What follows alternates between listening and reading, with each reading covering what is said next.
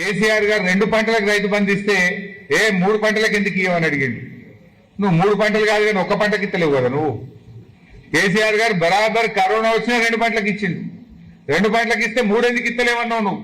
3 ఎందుకు ఇస్తలేవన్న రేవంత్ రెడ్డి నువ్వు 1 పంటకి ఎందుకు ఇస్తలేవు సమాధానం చెప్పాలి కదా. నువ్వు వచ్చినాక ఇది 5వ రైతు బంధు. ఇప్పటికి పడ్డాయి 2, ఎగబెట్టినాయి 3. ఇచ్చింది తక్కువ, ఎగబెట్టింది ఎక్కువ. ఇది 5వ రైతు బంధు ఇప్పుడు పడాల్సింది యాసంగి. కానీ నువ్వు ఇప్పటిదాకా ఇచ్చినాయి 2, ఎగబెట్టినాయి 3 రైతు బంధులు. 15,000 ఇస్తా అన్నాడు రాహుల్ గాంధీ. 15,000 కాదు, ఉన్నాయి కూడా ఎగబెట్టినావు నువ్వు. పక్కా బరాబర్ కేసీఆర్ ఉన్నప్పుడు ఒక నమ్మకం ఉండే రైతులకు బరాబర్ రైతు బంధు పడుతుందని ఒక నమ్మకం ఉండే. నాట్లకు కేసీఆర్ రైతు బంధు ఇస్తే ఓట్లకు రేవంత్ రెడ్డి ఇస్తుండు. ఒకసారి ఎంపీ ఎన్నికల ముందు ఇచ్చిండు, ఒకసారి సర్పంచ్ ఎన్నికల ముందు ఇచ్చిండు. కదా ఇప్పుడేం ఎలక్షన్ లేవు, మళ్ళీ పెట్టేశాడు. నాట్లకు కేసీఆర్, ఓట్లకు రేవంత్.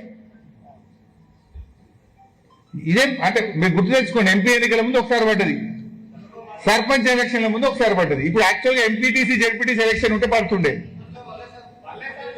పర్లేదా? అంటే మన నీళ్లను మనకు దక్కించడంలో కూడా రేవంత్ రెడ్డి, నీళ్ల మంత్రి ఉత్తమ్ కుమార్ రెడ్డి ఫెయిల్ అయిపోయినరు. సాగర్, శ్రీశైలంలో అడ్డగోలుగా ఆంధ్రప్రదేశ్ నీళ్లు మలుపుకుపోతున్నది. రేవంత్ రెడ్డి గుడ్లప్పగిచ్చి చూస్తున్నాడు. కేసీఆర్ ని కళ్ళగుడ్లు ఉడవిక్తా అని మాట్లాడు కాదు. చేతనైతే సాగర్, శ్రీశైలంలో తెలంగాణకు దక్కాల్సిన వాటాను కాపాడు. ఇవాళ యాసంగి పంటకు నల్గొండ, ఖమ్మం జిల్లాలకు నీళ్లు తక్కువ పడే పరిస్థితి ఉన్నది. ఇప్పటికైనా ఆంధ్రప్రదేశ్ నీటి మళ్లింపు ఆపకపోతే రేపు హైదరాబాద్ మంచి నీళ్లకు ఇబ్బంది పడే ప్రమాదం ఉన్నది. నువ్వు గుడ్లప్పగిచ్చి చూసుడో గుడ్లుడవీకుడో కాదు రేవంత్ రెడ్డి. అవసరమైతే అపెక్స్ కౌన్సిల్ మీటింగ్ డిమాండ్ చేయి, ఢిల్లీకి పోయి కేంద్ర నీటిపారుదల శాఖ మంత్రి దగ్గర కూర్చొని తెలంగాణ నీటి వాటా కాపాడాలని చెప్పి మేము ఈరోజు డిమాండ్ చేస్తా ఉన్నాం.